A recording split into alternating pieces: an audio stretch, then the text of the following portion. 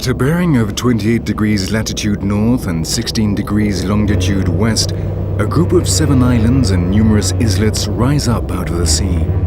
With its warm climate and unusual landscapes, this archipelago has from time immemorial captivated those who reached its coasts. Here lay perhaps the last traces of the legendary Atlantis or the Elysian fields depicted by Homer in the Odyssey. They were, in short, the Fortunate Islands.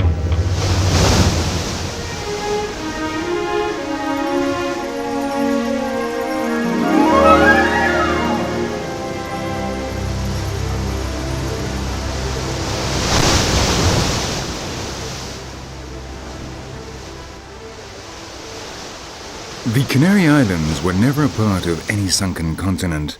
Their origin is quite different and much less romantic. About 30 million years ago, in what is known as the Miocene period, a crack appeared in the African platform. The magma found a way to escape from inside the Earth, and a group of volcanoes appeared on the ocean bed. Over the next 28 million years, the expulsion of material occurred almost continuously, and so by the time the Earth entered the Quaternary era, all of the islands except for Hierro and the islets had risen above the surface.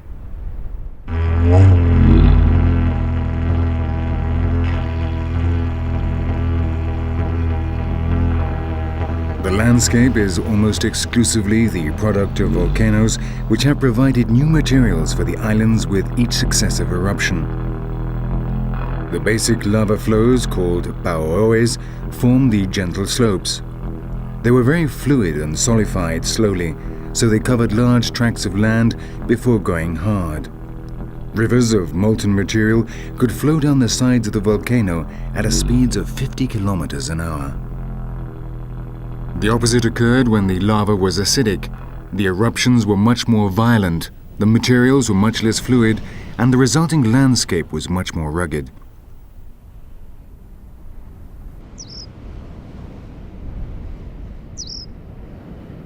Volcanic activity also affected plant life on the islands.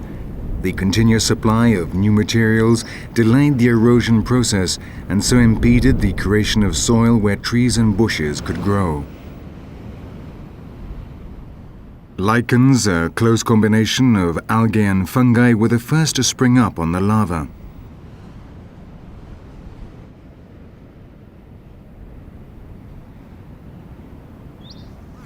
Their unequaled powers of resistance enabled them to grow right out of solid rock, something which no other plant could do. Their work was essential. Little by little, they broke down the rock and created organic material. In this way, they prepared the soil for those species that would come after them.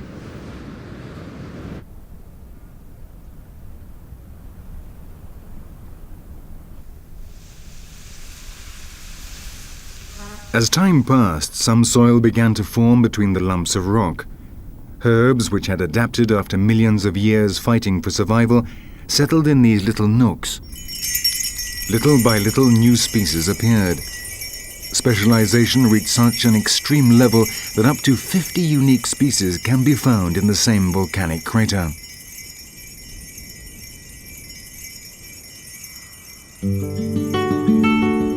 The Tayday daisy, which is so similar to the common daisy, the tiny Tayday violet, which has grey leaves that camouflage it until it flowers, or the stunning tar of jewels, are just a few examples of the variety of shapes, sizes and colors to be found on the lava-covered slopes.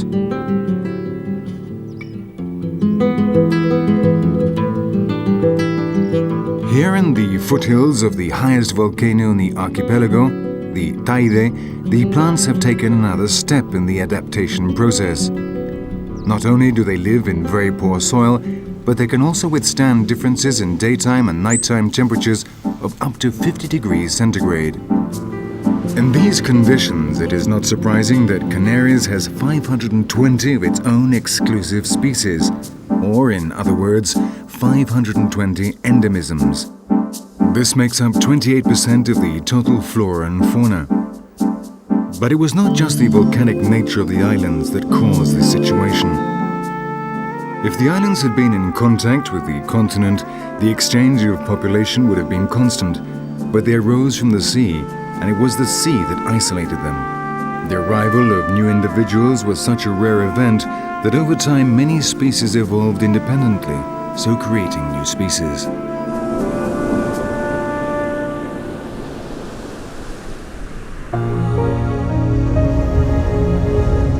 Under the surface, the opposite was true. The islands were never isolated, and the species that inhabit the coasts are the same as those present on the continent, and there is a continuous exchange between different groups.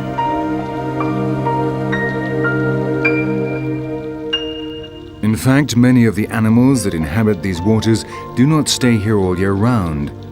They have their own migratory cycles, which can take them in some cases to the other side of the ocean.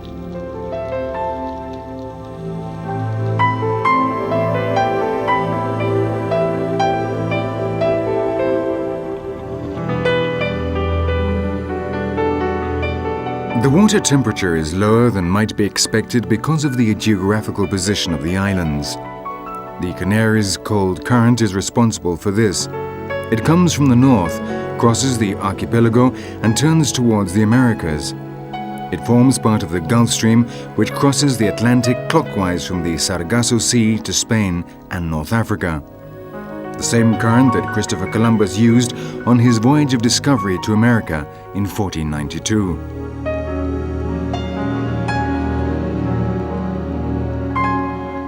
In these cold waters, zooplankton and phytoplankton have found a suitable habitat where they can develop.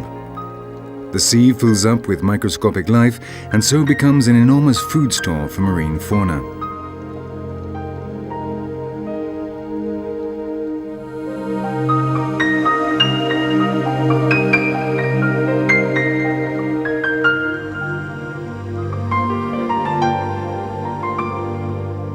Fish, mollusks, and crustaceans of all species live together in an ecosystem that owes its existence almost entirely to the water temperature.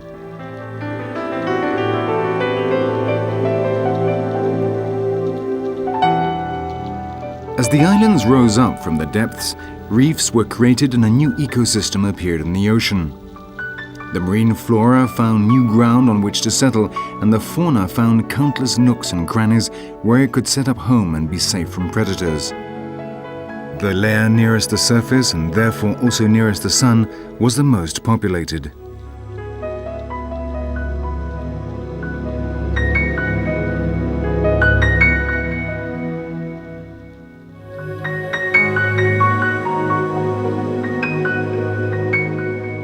Some garden eels appear out of the sandy bottom between Lanzarote and Fuerteventura. These are the most easterly islands and are the only ones that share the same coastal platform. This has led some people to suggest that they may have a continental origin. The rest of the islands, however, are isolated, and there are enormous abysses between them which reach depths of up to 3,000 meters. They are not anchored on the continental platform and lie instead on the thin oceanic crust.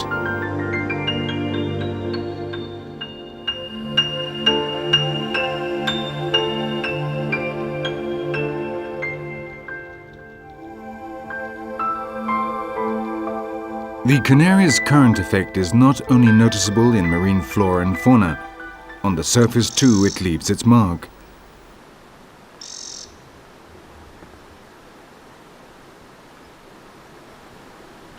The ocean reduces the temperatures and fills the trade winds with humidity. Like the current, these winds come in from the northeast. As they break on the slopes of the volcano, the air is forced up and cools down. The water condenses and clouds appear.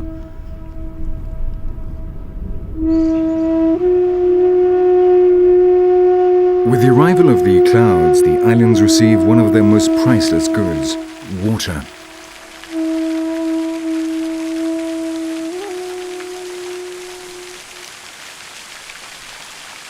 The importance of the trade winds is such that on the same mountain, the windward side receives twice as much rainfall as the leeward side. Something similar occurs with altitude. Above cloud level, there is less than 400 millimeters of rainfall a year, whereas below the clouds this figure can easily be over 800 millimeters. This close relation between the wind, the mountainous terrain and the water has created countless ecosystems in the Canaries.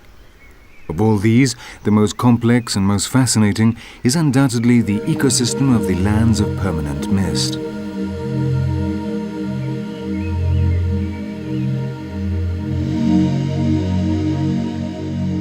Here the lauri silva grows surrounded almost constantly by clouds.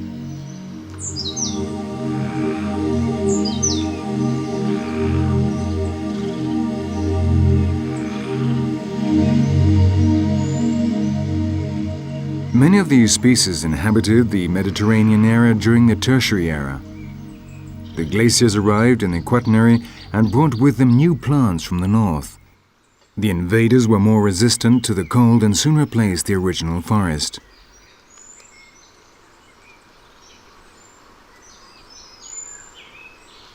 In the archipelago, however, the good climate and the state of isolation brought time to a halt. As happened in Arthur Conan Doyle's novel The Lost World, the Canaries did not undergo any notable changes and the flora continued its evolution far away from the problems on the continent. Thanks to this, we can still contemplate the forests that covered Europe millions of years ago.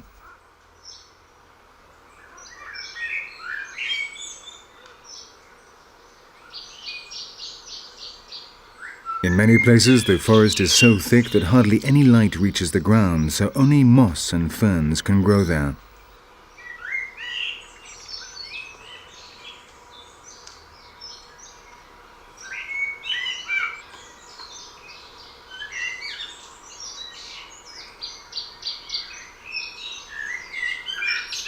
The vegetation obtains from 2 to 4 times as much water from the mist as from the rain. For this purpose, it has developed shiny perennial leaves which catch the drops of water and channel them to the tip. From there they fall to the ground, where they can be absorbed by the roots. During the summer, almost all the water the plants receive comes from this source.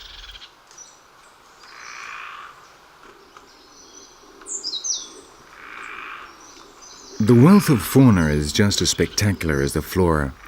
There are a large number of endemic species of reptiles and amphibians, and almost 60% of the invertebrates in the forests are exclusive to the archipelago.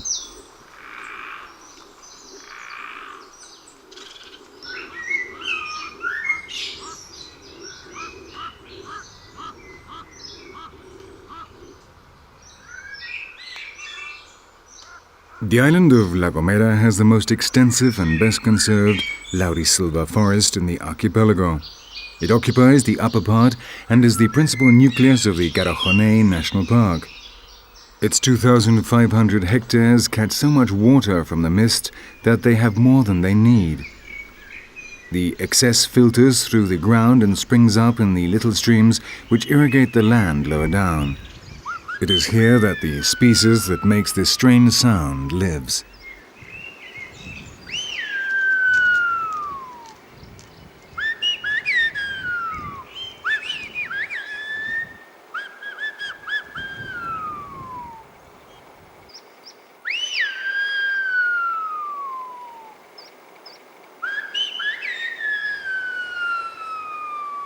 From time immemorial, the inhabitants of La Gomera have communicated by whistling, a unique language which is exclusive to the island.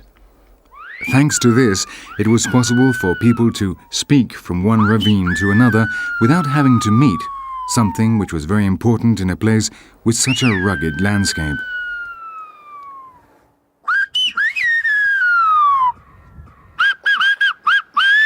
However, fewer and fewer people use the whistling language. The improvement in communications and means of transport are hard competitors for this cheap, traditional type of mobile phone. The residents of La Gomera channel the water that comes down from the laurisilva forest and use it to cultivate the lower slopes.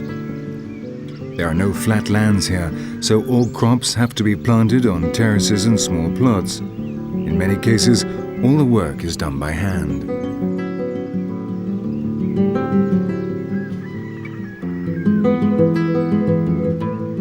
In spite of this, the Gomeros can consider themselves lucky. In Lanzarote, the eruption of 1824 covered the island in ash. The farmers were obliged to dig down to reach their original lands in order to plant their vines again.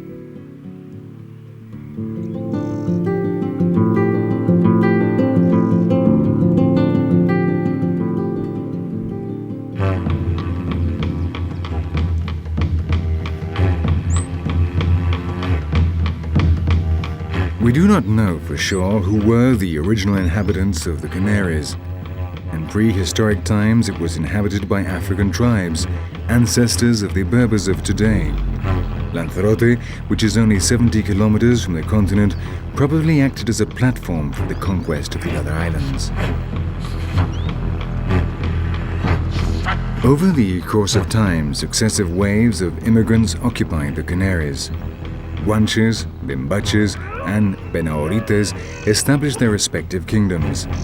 Their cultures developed in isolation from the continent until the development of trade and navigation in the 13th century made Europe turn its attention to the archipelago.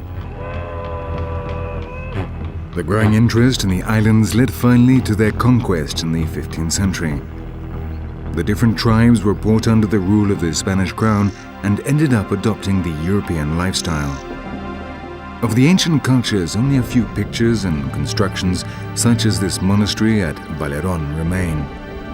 The food produced in the island of Gran Canaria was stored in numerous silos dug out of the rock. Today, they are just a tourist attraction.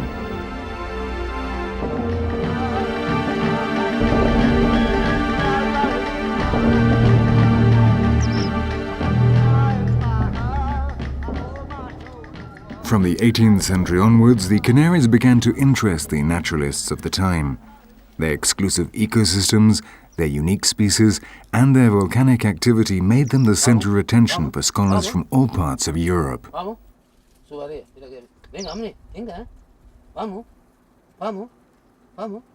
The conservation of endemic species such as the Galotia stellini, a lizard from Gran Canaria, or of ecosystems such as the laurisilva forest led the Spanish government to protect the main natural areas on the islands. Of the 9 national parks in Spain today, 4 are here in the Canaries.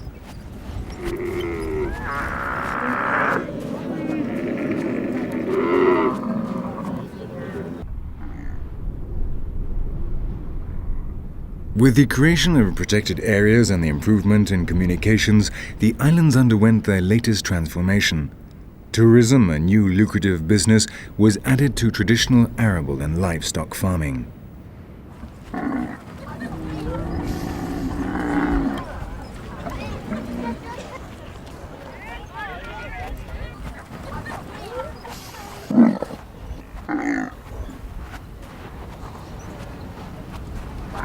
Hundreds of thousands of tourists visit the islands every year.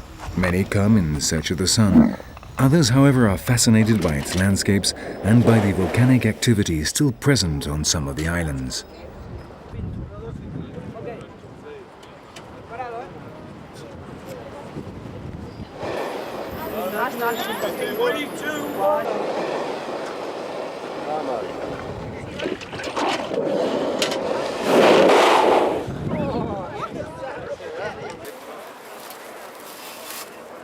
The water vaporization and plant burning shows on the islet of Hierro in the Timanfaya National Park are just some of the multiple tourist attractions created in recent years.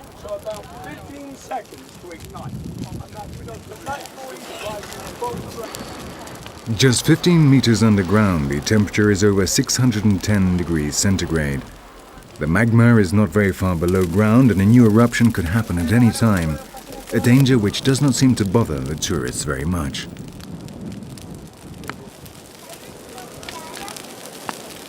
The archipelago is an exceptional place to study the inside of our planet, and also the universe around it. The observatory of Roque de los Muchachos is in an excellent location on the island of La Palma. At an altitude of over 2,000 meters, it is higher than the Sea of Clouds.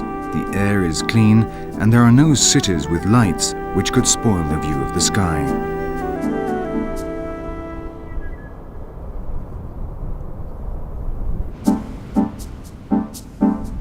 The Canaries is also a special place to study the colonization capacity of flora and fauna. Continuous eruptions have meant that landscapes such as these can still be seen today. The same landscapes as when the islands emerged from the sea.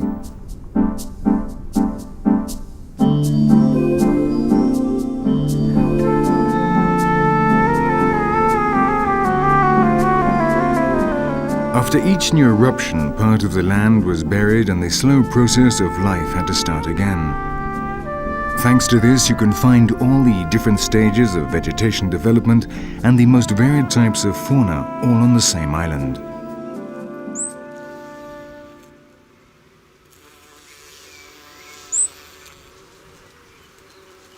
The conditions found by the reptiles, insects and birds that started the colonization of the islands are still intact in many places. Along with the wildcat or the rabbit, you can still find species such as the Galeoia simoni, a giant lizard from El Hierro, which can grow up to 70 centimeters in length. Like this lizard, many other species live out their lives among the lichens and the euphorbias on the lava-covered slopes.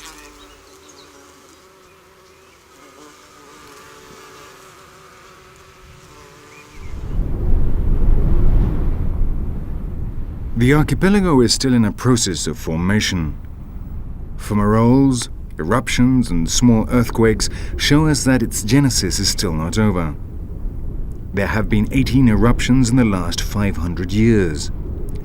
The eruptions in Lanzarote in 1703 and 1736 buried the plain of Timanfaya completely and increased the size of the island by 200 square kilometers. In 1971, this volcano on La Palma, Tenerife, also erupted. The consequences were not as dramatic as in Lanzarote, but it was another warning for the inhabitants of the island. The same forces that created this natural paradise could bury it again under tons of lava. This may seem a catastrophe for man, but for nature it would be just another step in the construction of the archipelago. A project which has been under construction for over 30 million years and is still far from finished.